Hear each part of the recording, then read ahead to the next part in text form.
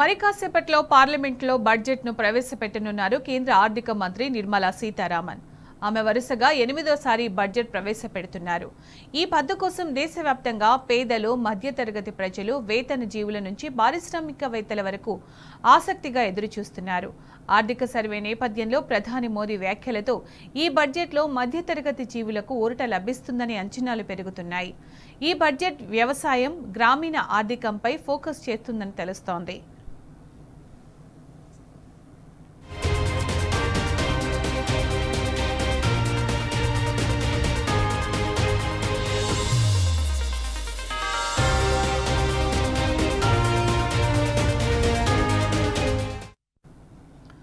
బడ్జెట్లో ఆదాయపు పన్ను విధానాన్ని మరింత సరళీకరించడంలో భాగంగా ట్యాక్స్ స్లాబుల్ని 6 నుంచి 3కు కుదించే అవకాశం కనిపిస్తోంది. ప్రస్తుతం గరిష్ట పన్ను రేటు 30%గా ఉండగా దీనిని 25%కి తగ్గిస్తారని వార్తలొస్తున్నాయి. మహిళలకు సాధికారత కల్పించడమే లక్ష్యంగా వారికి నైపుణ్య శిక్షణ కల్పించడంతో పాటు జన్ధన్ యోజన, ముద్ర యోజన వంటి పథకాలకు కేటాయింపులు పెంచడం వంటివి చేయొచ్చని తెలుస్తోంది. మార్చితో ముగుస్తున్న మహిళా సమాజ్ సేవింగ్ సర్టిఫికేట్ గడువును కొనసాగించడం లేదా కొత్త పథకాన్ని తీసుకురావచ్చని భావిస్తున్నారు.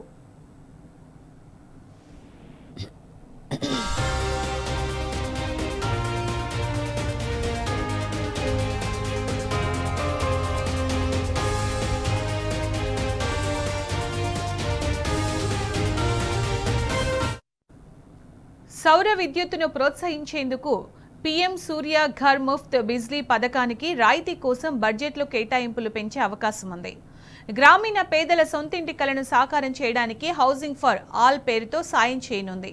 పట్టణ ప్రాంతాల్లో 2029 నాటికి 1 కోటి మంది పేదలు, మధ్యతరగతి కుటుంబాలకు ఇళ్ల నిర్మాణానికి సాయం అందించనున్నట్లు ప్రకటించింది. ఈ బడ్జెట్లో యువత, ఉపాధి, కీలక రంగాలకు భారీ కేటాయింపులు జరిగే అవకాశాలు కనిపిస్తున్నాయి.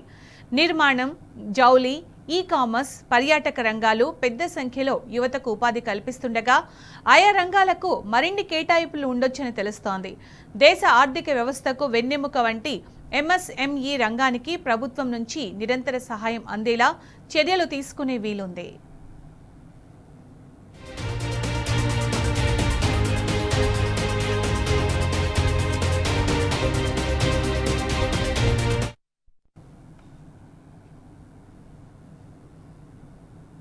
ఇక మరి కాసేపట్లో పార్లమెంట్లో బడ్జెట్ను ప్రవేశపెట్టనున్నారు కేంద్ర ఆర్థిక మంత్రి నిర్మలా సీతారామన్. ఆమె వరుసగా 8వ సారి బడ్జెట్ ప్రవేశపెడుతున్నట్టు తెలుస్తోంది. ఈ పద్దు కోసం దేశవ్యాప్తంగా పేదలు, మధ్యతరగతి ప్రజలు, వేతన జీవుల నుంచి పారిశ్రామికవేత్తల వరకు ఆసక్తిగా ఎదురుచూస్తున్నారు. ఇక దీనికి సంబంధించిన పూర్తి సమాచారం మా ప్రతినిధి లివిల్ అందిస్తారు. లివిల్, మరి కాసేపట్లో కేంద్ర బడ్జెట్ ప్రవేశపెట్టనున్నారు ఆర్థిక మంత్రి నిర్మలా సీతారామన్. ఇప్పటికే ఆర్థిక మంత్రిత్వ శాఖ కార్యాలయానికి చేరుకున్నారు. ఆర్థిక మంత్రిత్వ శాఖ కార్యాలయంలో వారికి సంబంధించిన ఆఫీషియల్స్ తో ప్రత్యేకంగా సమావేశమయ్యారు. 10 గంటల 15 నిమిషాలకు కేంద్ర కేబినెట్ సమావేశం ప్రారంభం కానుంది. కేబినెట్ సమావేశంలో కేంద్ర బడ్జెట్ కు ఆమోదం తెలుపనున్నారు. 3వ సారి అధికారంలోకి వచ్చిన తర్వాత పూర్తి స్థాయి బడ్జెట్ ఇవాళ పెట్టనున్నారు నిర్మలా సీతారామన్. దీనికి సంబంధించి అన్ని రాష్ట్రాలు కూడా పెద్ద ఎత్తున ఆశిస్తున్నాయి. ఎందుకంటే మొన్న పెట్టిన ఓటాన్ అకౌంట్ లో పెద్దగా రాష్ట్రాలకు ఎలాంటి బడ్జెట్లు కేటాయింపులు చేయలేదు. కానీ బడ్జెట్ లోనైనా కేటాయింపులు ఉంటాయా అనే ఆశతో ఎదురు చూస్తున్నారు చాలా రాష్ట్రాల్లో. అయితే గత బడ్జెట్ లాగానే ఈ బడ్జెట్ లో కూడా ఎన్డీఏ భాగస్వామ్య పక్షాల రాష్ట్రాలకి ఎక్కువ నిధులు కేటాయిస్తారా, లేదంటే అన్ని రాష్ట్రాలను సమానంగా చూస్తారా అనేది కూడా మరొకసారి చూడాల్సిన అవసరం ఉంది. అయితే నిర్మలా సీతారామన్ 8వ సారి బడ్జెట్ పెడుతుంది. దీనికి సంబంధించి ఇప్పటికే నిన్న ఉభయ సభలను ఉద్దేశించి రాష్ట్రపతి ద్రౌపది ముర్ము ప్రసంగం చేశారు. అనంతరం పార్లమెంట్ లో ఏదైతే ఇటు ఎకనామిక్ సర్వే కూడా నిన్న ప్రవేశపెట్టారు నిర్మలా సీతారామన్. దీంతో కొంత ఆశలు చిగురించాయి. ఖచ్చితంగా ఇది పేద, మధ్యతరగతి ప్రజలకు ఆమోదయోగ్యంగా ఉండే బడ్జెట్ అని చెప్పేసి కూడా సమాచారం ఉంటుంది. అంతేకాకుండా ఇటు పారిశ్రామికవేత్తలకు, యువతకు ఏదైతే శిక్షణ నైపుణ్యం సంబంధించిన దానిపై ప్రత్యేకంగా బడ్జెట్ లో నిధులు పెద్ద ఎత్తున కేటాయింపులు ఉంటాయనే సమాచారం కూడా అందుతుంది.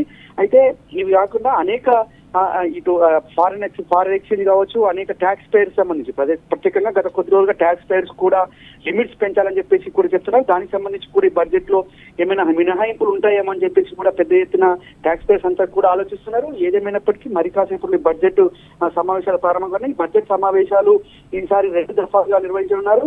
మొదట ఏదైతే జనవరి 31 అంటే నిన్నటి నుండి ఫిబ్రవరి 13 వరకు మొదటి విడత జరగగా, మార్చి 10 నుంచి ఏప్రిల్ 4వ తేదీ వరకు రెండో విడత జరుగుతాయి. అయితే గతంలో లాగా కాకుండా ఈసారి కూడా అన్ని బడ్జెట్ సమావేశాల్లోనే చర్చించనున్నారు. ఇటు రైల్వేకి సంబంధించి కూడా పెద్ద ఎత్తున వివిధ రాష్ట్రాలు ఎదురు చూస్తున్న పరిస్థితి కనిపిస్తుంది. ఆశ పెట్టుకున్నాయి చాలా రాష్ట్రాలకు రైల్వే ఇంకా లింకప్ చేయాలి, అనేక మరమ్మతులు చేయాలి, కొత్త రైల్వే స్టేషన్ కావచ్చు, ఇటు వ్యాగన్ ఫ్యాక్టరీ కావచ్చు, కోచ్ ఫ్యాక్టరీకి సంబంధించి కావచ్చు, అనేక అంశాల విషయంలో కూడా ఆ రైల్వే శాఖకు సంబంధించిన కూడా కేటాయింపులు ఏ విధంగా ఉన్నాయనేది కూడా ఒక ఎదురు చూస్తున్న పరిస్థితి వచ్చింది. అంతేకాకుండా ఇటు ఏదైతే కేంద్ర ప్రభుత్వం గొప్పగా చెప్తున్న వర్ణమాల ఏదైతే గ్రీన్ ఫీల్డ్ హైవేస్ కి సంబంధించి కూడా దానికి కూడా నిధులు కేటాయింపు ఎలా ఉంటుంది, మా రాష్ట్రానికి ఎంత వస్తుందని చెప్పేసి కూడా ఆయా రాష్ట్ర ప్రభుత్వాలు ఎదురు చూస్తున్నాయి. అంతేకాకుండా ఇటు పేద మధ్యతరగతి జీవితాలు కూడా దీనిపై అంటే పెద్ద ఎత్తున ఆశలు పెట్టుకున్నారు. గత బడ్జెట్ లో పెద్దగా ఆశలు ఏం లేకున్నా అంటే ఆశించిన స్థాయిలో బడ్జెట్ రూపకల్పన చేయకుండా ఈసారైనా మాకు కరుణిస్తారా అని చెప్పేసి కూడా చూస్తున్నారు. అంటే ఈ నిత్యావసర వస్తువులు కావచ్చు, ఇతర వస్తువుల తగ్గింపు కావచ్చు, జిఎస్టీకి సంబంధించిన అంశాన్ని కూడా ఈ బడ్జెట్ లో కొంత తగ్గిస్తే మంచిగుండు అనే ఆలోచనలు వాళ్ళ పేద మధ్యతరగతి జీవితాలు కూడా ఆలోచిస్తున్నాయి. ఇటు శిక్షణ నైపుణ్యానికి సంబంధించి ప్రధానంగా శిక్షణ నైపుణ్యానికి సంబంధించి కేటాయింపులు ఏ విధంగా ఉన్నాయి, రక్షణ శాఖకు సంబంధించి కేటాయింపులు ఏ విధంగా ఉన్నాయి, ఇటు పారిశ్రామిక ప్రోత్సాహాలు కూడా గతంలో మాదిరిగా ఏమన్నా పెంచుతారా లేదా అనే కోణంలో కూడా ఇవాళ పారిశ్రామికవేత్తలంతా కూడా ఎదురుచూస్తున్నారు. సగటు జీవి అంతా కూడా ఇవాళ పెట్టే కేంద్ర బడ్జెట్ పైన ఎన్నో ఆశలతో ఎదురు చూస్తున్న పరిస్థితి. అయితే 10 గంటల 15 నిమిషాలకు కేబినెట్ సమావేశం ఉంటుంది. కేబినెట్ సమావేశంలో బడ్జెట్ కు ఆమోద ముద్ర వేస్తారు. ఆమోద ముద్ర తర్వాత 11 గంటలకు నిర్మలా సీతారామన్ బడ్జెట్ ప్రసంగం ప్రారంభం కానుంది. దీనిపై యావత్ దేశవ్యాప్తంగా ఒక ఉత్కంఠ నెలకొంది. ప్రతి ఒక్క సామాన్య పౌరుడు కూడా ఇవాళ బడ్జెట్ పై చూస్తున్నారు. షేర్ మార్కెట్ సైతం ఇవాళ స్టాక్ ఎక్స్చేంజ్ సైతం కూడా ఈ బడ్జెట్ పైనే కొంత ఆశలు పెట్టుకున్నాయి. అవి కూడా ఇవాళ హాలిడే ఉన్నప్పటికీ కూడా ఇవాళ ప్రత్యేకంగా షేర్ మార్కెట్ కూడా ఓపెన్ చేసిన పరిస్థితి. అంటే మొత్తాన్ని చూసుకున్నట్టయితే కేంద్ర బడ్జెట్ పైన ఆయా రాష్ట్రాల ప్రభుత్వాలతో పాటు దేశంలోని అన్ని ప్రజలు కూడా ప్రత్యేకంగా దృష్టి సాధించాయి. ప్రత్యేకంగా ఎదురు చూస్తున్న పరిస్థితి కనిపిస్తుంది. ఏ రాష్ట్రానికి ఎంత నిధులు కేటాయిస్తారో, సాగునీటి ప్రాజెక్టులు ఏంటి, తాగునీటి ప్రాజెక్టులు ఏంటి, అంతేకాకుండా ఇతర అంటే గ్రీన్ ఫీల్డ్ హైవే కావచ్చు, ఇటు ఆ గ్రీన్ ఎనర్జీకి సంబంధించి కూడా ప్రత్యేకంగా నిధులు ఏమైనా కేటాయించాలంటే గతంలో మోడీ అనేక సందర్భాల్లో చెప్పారు గ్రీన్ ఎనర్జీని ప్రోత్సహించాలి, పర్యావరణాన్ని కాపాడాలి, కాలుష్యాన్ని తగ్గించాలని చెప్పేసి కూడా చెప్పారు. అంతేకాకుండా ఇవాళ ఢిల్లీ ఎలక్షన్స్ ఉన్నాయి. ఢిల్లీ ఎలక్షన్ సంబంధించి కూడా ఈ 5వ డేట్న ఢిల్లీ ఎలక్షన్ల నేపథ్యంలో కూడా కేంద్ర బడ్జెట్ లో ఎలాంటి నిధులు కేటాయిస్తారు అంటే ఢిల్లీ ఓటర్లను ఆకట్టుకునే విధంగా కూడా నిధులు ఏమైనా కేటాయించే అవకాశం ఉన్నట్లు కూడా ఆర్థిక నిపుణులు చెప్తున్నారు. అటు ఓటర్లను ఆకట్టుకునేందుకు ఢిల్లీకి ప్రత్యేక ప్యాకేజీలు కానీ ప్రత్యేక నిధులు ఏమైనా కేటాయిస్తారనే కోణంలో కూడా ఇటు ఆర్థిక నిపుణులు కావచ్చు, రాజకీయ వర్గాల్లో చర్చ అయితే జోరుగా జరుగుతుంది. ఏదేమైనప్పటికీ 8వసారి మరి కాసేపట్లో కేంద్ర మంత్రి నిర్మలా సీతారామన్ బడ్జెట్ ప్రవేశపెట్టనుంది. సునీత. రైట్ లివిల్, థ్యాంక్ యూ.